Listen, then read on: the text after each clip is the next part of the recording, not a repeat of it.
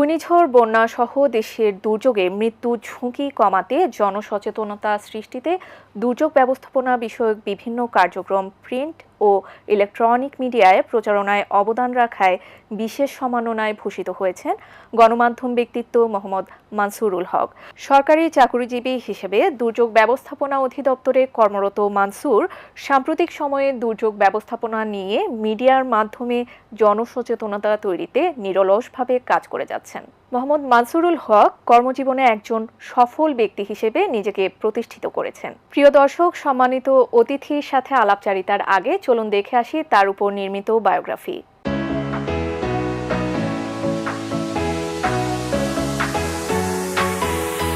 ৫৬,০০০ বর্গমাইল আয়তনের আমাদের এই প্রিয় মাতৃভূমি বাংলাদেশ। এর পরতে পরতে রয়েছে সৌন্দর্য এবং উন্নয়নের ছোঁয়া। মিডিয়া ব্যক্তিত্ব মোহাম্মদ মানসুরুল হক দেশের প্রথম সারির প্রতিটি টেলিভিশন চ্যানেলে নিয়মিত উপস্থাপনা করেন। তার বাচনভঙ্গি ও উপস্থাপনা কৌশল টেলিভিশন মিডিয়ায় আলাদা স্থান করে নিয়েছে। এবারের গন্তব্য গোবিন্দগঞ্জ উপজেলা।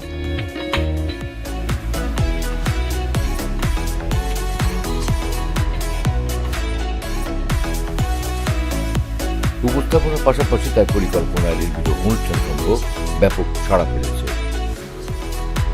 তোকে ছাড়া তো কখনো কিছু ভাবিনি। ছোটবেলা থেকে তোকে বকেছি, মেরেছি, তোকে ভালোবেসেছি। মিথ্যা কথা, আমি বিশ্বাস করি না। মানসুরুল হক মিডিয়াতে পরিচিতি পান অভিনয়ের মাধ্যমে। তার অভিনীত অসংখ্য নাটক রয়েছে যা দর্শক নন্দিত হয়েছে। মুক্তিযুদ্ধের চেতনা নতুন প্রজন্মের মাঝে ছড়িয়ে দিতে মুক্তিযুদ্ধ ভিত্তিক নাটকেও অভিনয় করেছেন তিনি। মার্জিত, রুচিশীল, সদা হাস্যোজ্জ্বল ও সুন্দর বাচনভঙ্গির অধিকারী এই মানুষটি মডেল হিসেবে নিজেকে জাহির করেছেন। অভিনয় করেছেন বিজ্ঞাপন চিত্রে। মিডিয়া জগতের বাইরে তিনি একজন সরকারি কর্মকর্তা। কর্মজীবনে তিনি একজন সফল মানুষ। দুর্যোগ ব্যবস্থাপনায় তার নানাবিধ কর্মকাণ্ড ইতিমধ্যে প্রশংসিত হয়েছে। জাতিসংঘের DRR ফেলো হিসেবে কাজ করছেন মানসুরুল হক। মানবিক কাজে সবার আগে এগিয়ে আসেন এই মানুষটি। অসহায় মানুষের চিকিৎসা, গরিব পরিবারের ছেলেমেয়েদের শিক্ষায় সহায়তা সহ সামাজিক কাজে নিজেকে নিয়োজিত রেখেছেন বাল্যকাল থেকে। দেশ ও জাতির কল্যাণে মানসুরুল হকের অবদান চিরস্মরণীয় হয়ে থাকবে। আমাদের আজকের অতিথি গণমাধ্যম ব্যক্তিত্ব ও দুর্যোগ বিশেষজ্ঞ মোহাম্মদ মানসুরুল হক। স্বাগত জানাচ্ছি আপনাকে আমাদের অনুষ্ঠানে। জি, আপনাকে ধন্যবাদ। আমরা যেরকমটা জানি যে আপনি একজন মিডিয়া ব্যক্তিত্ব হিসেবেও কাজ করছেন, তো দুর্যোগ ব্যবস্থাপনা নিয়ে আসলে মিডিয়ার মাধ্যমে আপনি কিভাবে জনসচেতনতা তৈরি করেছেন সে বিষয়ে প্রথমে জানবো। দেখুন, এই যে আপনি বললেন যে দুর্যোগ ব্যবস্থাপনা, এই যে ব্যবস্থাপনার মধ্যেই কিন্তু গণমাধ্যম জড়িত। আপনি যখন কোনো কিছু ব্যবস্থাপনা করেন, বিশেষ করে দুর্যোগ ব্যবস্থাপনায় পাবলিক অ্যাওয়ারনেস বা গণসচেতনতা এটা একটা বড় ভূমিকা রাখে। সো আপনি যত বেশি জনগণকে সম্পৃক্ত করতে পারবেন দুর্যোগ ব্যবস্থাপনায়, তত বেশি আপনি দুর্যোগ ব্যবস্থাপনায় সাকসেস হবেন। তো গণমাধ্যম বা গণসচেতনতার জন্য মাধ্যমটা কি, সেটা হচ্ছে এই যে টেলিভিশন, প্রিন্ট মিডিয়া। সো আমি এই দুটোতেই কাজ করি।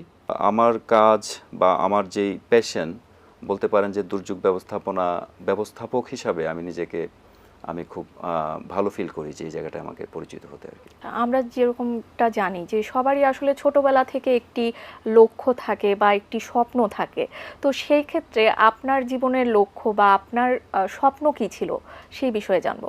এখন যদি বলেন যে আমার এই মুহূর্তের স্বপ্ন বা লক্ষ্য, আমি বলবো যে আলহামদুলিল্লাহ আমি আমার স্বপ্ন বা আমার লক্ষ্য যতটুকু এই বয়সে দরকার ছিল আমি পুরোটাই পেয়েছি আলহামদুলিল্লাহ।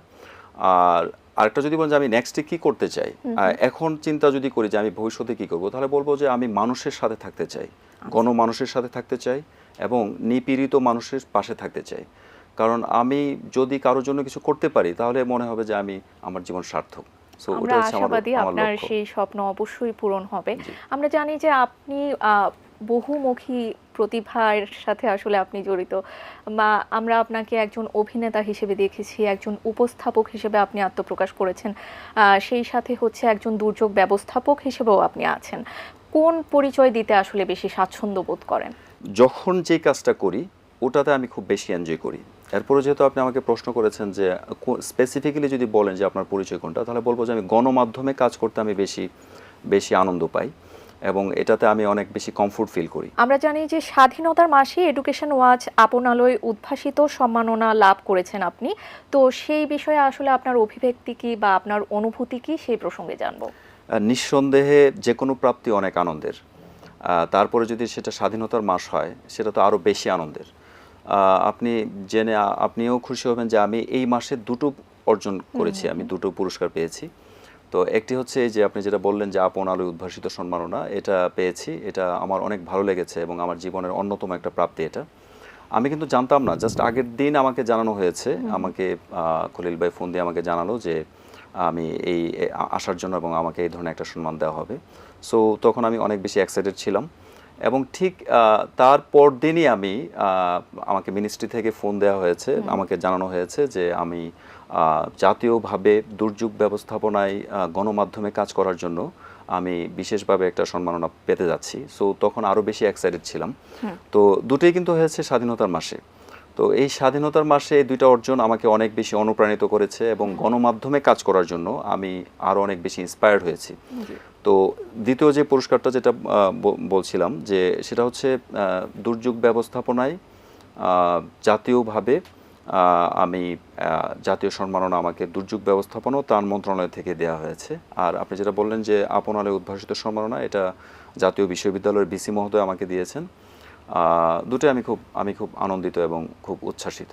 আপনি বিভিন্ন সামাজিক কর্মকাণ্ডে নিজেকে সম্পৃক্ত রেখেছেন, তো সেটির পেছনে আসলে প্রেক্ষাপট কি সেই প্রসঙ্গে জানতে চাইব, এবং আপনার থেকে অনুপ্রাণিত হয়ে কেউ যদি নিজেকে সামাজিক কর্মকাণ্ডে যুক্ত করতে চায় তাদের জন্য কি পরামর্শ থাকবে?